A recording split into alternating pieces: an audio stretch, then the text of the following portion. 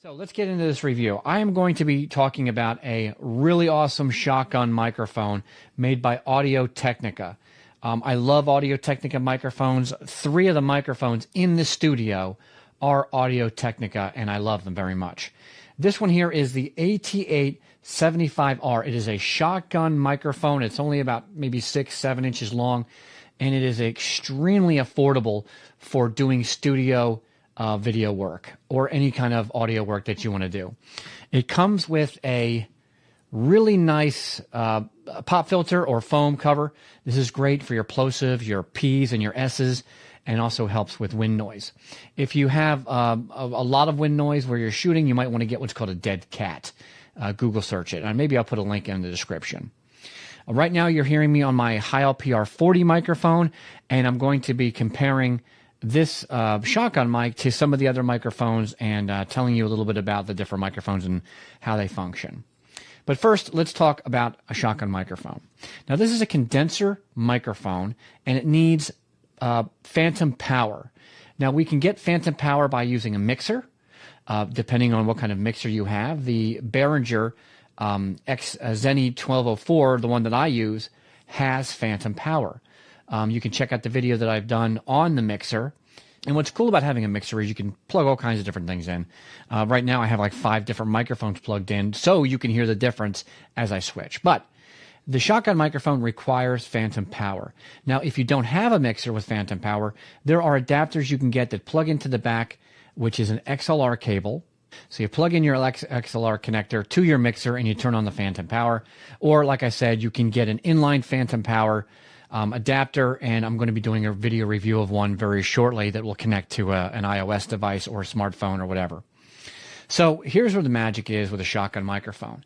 It's a front-firing microphone similar to my Heil and many other microphones.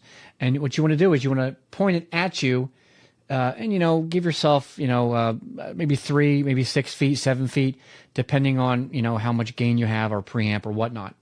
And you want it to face right at your subject or yourself while you're talking, because the idea of the shotgun mic is to pick up the directional, straight-on coned audio and to block everything else around it out.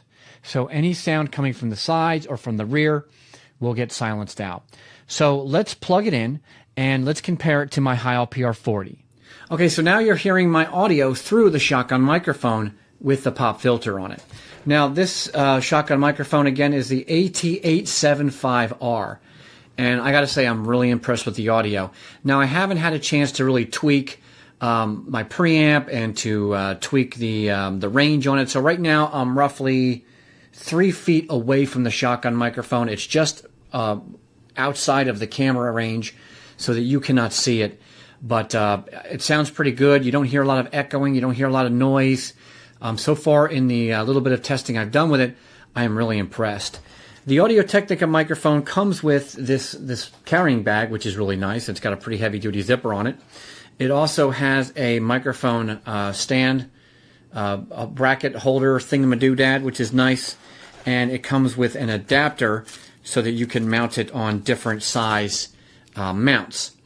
It didn't really work for my purposes, but I have purchased a shotgun shock mount, which will be coming soon, and I'll be doing a video review of that in just a few days, providing everything works out. Okay, so as you can see, everything that the microphone is pointing at, you're going to hear the sound for. So you can hear me pretty clear as it's pointing at me. But what if there's audio coming from behind me? Now, what I'm going to do is I'm going to turn on some equipment behind the microphone so you can get an idea of what the noise would sound like. And then maybe I'll turn the microphone around so you get an idea of the difference. So let's turn on a fan. I got a fan in the background. Let's turn this fan on and see what that sounds like.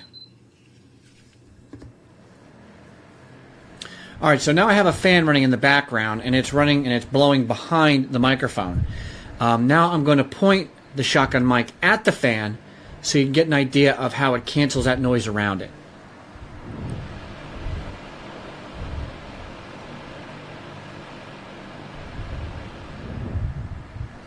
Now it's pointing back at me.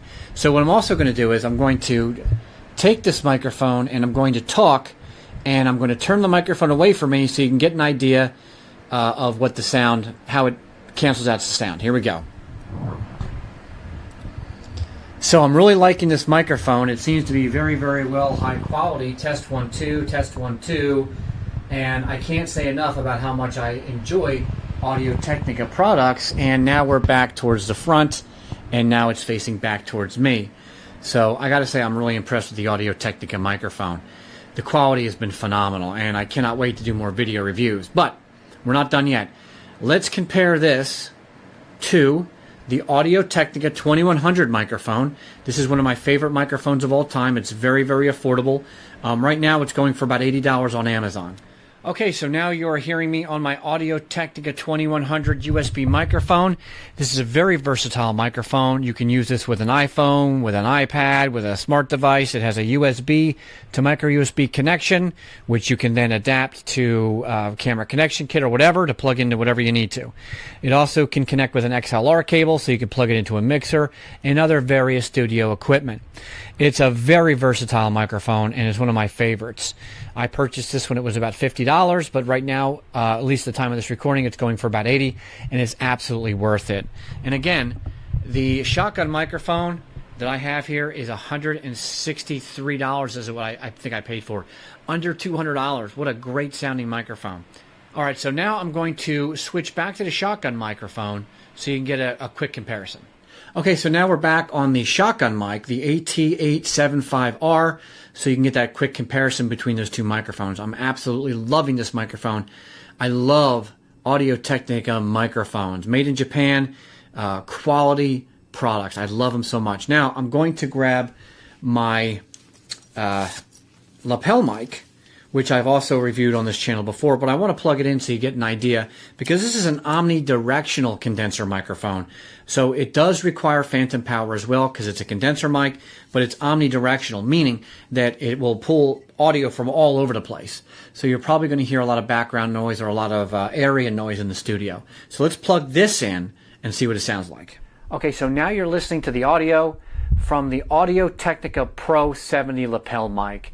It's an omnidirectional microphone, and it is a condenser mic, so it requires phantom power to work properly. What's cool about this lapel mic is you can get phantom power in two ways. One, you can plug into with an XLR cable into your mixer, or you can use the pack here, put a AA battery in here, power on, and you're good to go. Either way, though, you still need to plug in an XLR connection, because this is not a wireless lapel mic. And being a condenser microphone, you do have to have that phantom power so you get a nice audio sound, but you're also omnidirectional with a lapel mic. So you're going to hear sounds all over the place. You're going to hear banging, you're going to hear when I'm moving things around, and of course when I move, you're going to hear my shirt rub, you're going to hear when I bang on the wires, you're going to hear all that stuff. So that's the one drawback to a lapel mic. You have to tape it up, you have to put it up real nice, and really be thoughtful of how you're using it. Now I want to switch back over to the shotgun mic. Okay, so now we're back on the shotgun, the Audio-Technica shotgun mic. And as you've heard, it is a very good microphone. It's very versatile. You can use it for all kinds of different things. You can put it on a long boom arm if you want to shoot, like if you're doing movie work. But for doing YouTube videos, I think this is a phenomenal microphone. In an upcoming video, I'm going to show you a shock mount for it, and I'm also going to be connecting a phantom power adapter so that you can connect it to a mobile device. In my case, I'll probably show you how to do an iPhone, because that's kind of where I go. I don't use a DSLR camera with my videos and stuff. So just to give you an idea of what we're going to be looking at with this microphone.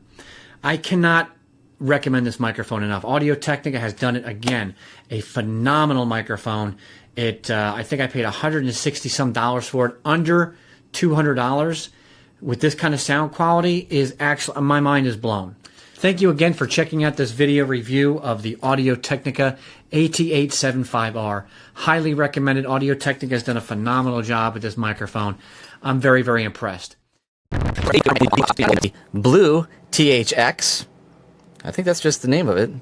Blue THX. And this is the one that I actually use like almost all the time whenever I'm doing any kind of like voiceover stuff. This is my go-to mic, and so far I've been pretty impressed with the quality on that one. And also there is the MXL Studio 24 USB. And both these, by the way, are USB, the blue. as well as the MXL Studio 24. These are both USB mics, while this one is just your standard old analog, plug it in and go kind of headphone and microphone setup. And then also, just in case anybody is curious as to what this guy here is, that is an Audio-Technica AT875R, and that's what I'm recording with right now. So this way, you can kind of get an idea of what quality you can expect from all these different microphones. So I'm gonna have to go ahead and cut away for a minute while I go ahead and set some of these things up, and then let's get the test underway. Okay, so first up are the COS SB45s, and this is the way that they sound right now. And hopefully this will kind of give you an idea of what these sound like. And I'm just kind of rambling on, so that way you have something to listen to in order for you to compare. And I think that is going to conclude this test of the COS SB45s. Okay, and this one is the MXL Studio 24 USB, and this is what this one sounds like. And again, I'm just going to kind of ramble on a little bit, just so that way you can get kind of an idea of what this one sounds like. And hopefully that helps. And on to the next one. Okay, and last up for the microphones is the Blue USB. It's the THX certified USB mic that has all kinds of different funky controls on that I'm going to go over in just a second. And really, I'm just talking on and on again, just so that way you can kind of get an idea of what this one sounds like compared to the other ones. And yeah, I could restart the Declaration of Independence or something along those lines, but maybe you get the idea with just what I'm saying right now, right? Hopefully. Okay. So next up, I'm just going to go over the different features on each one of these microphones and kind of give you an idea of what you can expect when you pick one up. Okay, so you're probably asking yourself, well, what the heck do you get when you get one of these particular microphones? Well, with the headset, I mean, it's pretty straightforward. If you've ever had a headset, then you know exactly what you're going to get when you buy one of these things. It's a headset, and it's got a microphone on it. There's not even any sort of like volume control. I know that sometimes with headsets, you'll get like a volume control or something along those lines to assist you on the microphone level. Sometimes they'll have a mute switch and all that kind of fancy stuff. Not this one. This is your bare bones headphones and microphone, so you're not going to get a whole heck of a lot of different crap with that one. With the MXL Studio 24 USB, you again don't have a whole lot of options with this guy. You have gain, and it's got a little input for headphones, so that way if you have a separate set of headphones that you want to wear while you're using the microphone, then you have that as an option, which is really great for like podcasts and all that kind of stuff, or voiceover work where you want to monitor what you're recording as you're recording it. No frills. It's just a condenser microphone. It's got a nice windscreen on it there. And then there's this guy, the Blue. This is a beefy one. So on the bottom of it is where your USB connection is, just like on the MXL. Your USB connection is down here on the bottom. This one's got a USB. This one's a mini USB, and this one is more that. I don't know what the heck kind of USB connection it is, but it's that square sort of connection, this guy right here, as opposed to the mini USB connection that is off somewhere else. And this one has the volume control on it for the headphones that you also connect down through here as well. So you can, just like the MXL, you can plug in a pair of headphones to listen to what you're recording as you're recording it. And this controls the volume on the headphones, whereas this one doesn't have any kind of volume control for your headphones, so you're kind of out of luck. This one's kind of nice because it's got that right on there. And it also has a mute button that you can see right here. That'll mute the microphone as you're recording it if you want to kind of like drop out some of the audio. Gain right here, and like I said, in this one, the gain is right here. This one's kind of a nicer gain as opposed to this one where it's just kind of a smaller roller volume type of thing. This one has a little bit of a better feel to it because it's just nice and big. And then the other thing that's kind of unique about this one is it has all kinds of different pickup patterns. This first one is the stereo, so it'll give you a nice wide stereo sound. The next one is just omnidirectional, where it just picks up in a big circle around it. The next pattern is directional just for the person who's standing in front of the microphone, so that way it kind of cancels out some of the noise that's coming up from behind it. And then the last one is the setting that I was talking about, where, you know, if you're doing a podcast or an interview or something along those lines, where you've got one person in front and one person behind, you would set to that last position, and then the microphone will pick it up equally in both positions and cancel stuff out that's coming to the left or to the right of it. So flexibility wise, this microphone is hands down the winner. One of the things that I didn't point out, and I've actually done to this one just because I like keeping mine on a boom, But it does come with this little microphone stand, so I'm not going to take it apart now, but it fits right into this thing here, and you can tilt it this way or that way and kind of get an idea of what it looks like here. But it screws onto this, and you can see the screws that I have on here. But normally that's where it would sit. It's a nice heavy-duty stand. It's got a nice padded bottom to it also. One of the things that I really wish that it did have, that it doesn't, is a shock mount. And I don't know if you've seen shock mounts before, but it's basically where it suspends the microphone in the middle of it, so that way there's any kind of like rumbling going on, like low frequency noises or something like that, like trucks driving by or whatever, a suspension cage really helps to cancel a lot of that stuff out, and any kind of like accidental bumps and stuff like that, it mitigates all that. And it's really nice to have, just to make sure that things are going good. And that's it as far as like all the microphones and the features go. As far as the prices go, I should have probably written that down because I didn't. But you can find all this stuff on Amazon, and go check them out. I'll have to listen to them myself because I've never actually A, B, C'd all of the and D all of these different microphones. I forgot to go over the features of the Audio-Technica, and the features of the Audio-Technica are you plug it in. There isn't any on-off switch or anything like that. It's just nothing more than just a microphone. There's nothing fancy about it. It's all it's a very directional microphone, so that way right now it's pointing right at me, and that's all it's going to really pick up. Anything that's around it or behind it does a very good job of canceling all that out. And that's it. I hope that this helps you to decide, especially if you're doing any kind of like video work or voiceover work. Hopefully this will help you to decide which one of these guys might work for you. And that's it for now, and I will catch you guys next time on another review. And have a good day.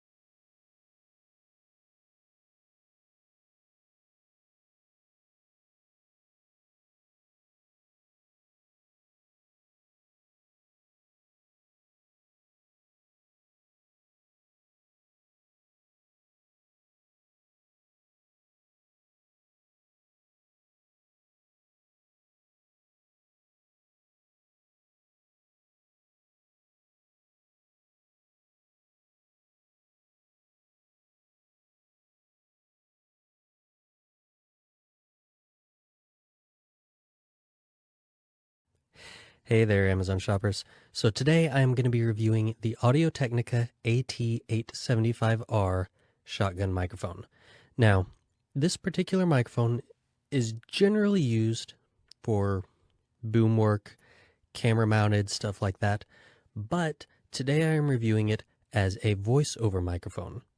That's right, I am in my studio inside using this just for my voice. As far as a voiceover microphone goes, it really does work well. It allows you to have the gain turned down a little bit lower on your interface because it is meant to pick up stuff from farther away.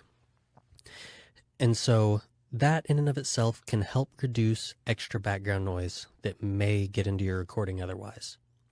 Another good thing about this is it is they call it a line and gradient pattern, but a form of low bar pattern, meaning it is very directional out the front, and it really does not have much on the sides. There may be a little bit of pickup on the side and a little bit of pickup in back, similar to a hypercardioid, except even more directional. Now, with the difference between the line and gradient and low bar pattern is that with the line and gradient, it's essentially the same thing. It just happens to get wider in its frequency response on certain frequencies, typically lower frequencies. And while that may seem like it's not necessarily a good thing, and it would bring in extra noise.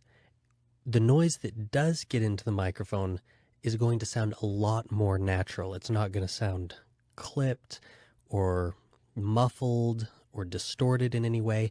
It just makes it sound a lot more natural. So this is a really good microphone if you're booming in an outdoor area or even in an indoor area, and you've got the main dialogue going on, but you want some of that background conversation, some of the extra sounds getting in, or it's an area where those sounds are going to get in anyways. This microphone will help keep those sounding natural and not distorted or just odd, and so it won't really have a negative effect on your audio.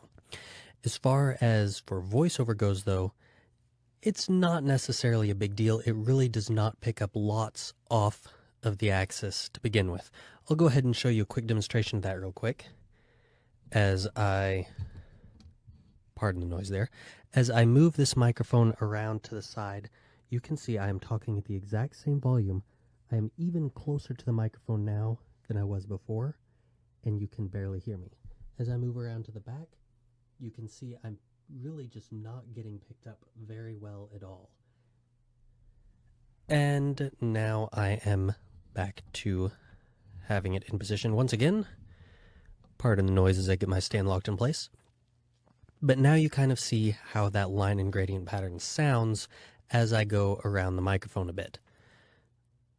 Another good benefit of this as a voiceover microphone, aside from the fact that I can really drop the gain down lower than I would normally on a cardioid pattern condenser, is the fact that it will really pick up that bass in my voice, especially because I am a lot closer to it, so I'm already getting some of that proximity effect, even when I'm at an otherwise normal distance from the microphone.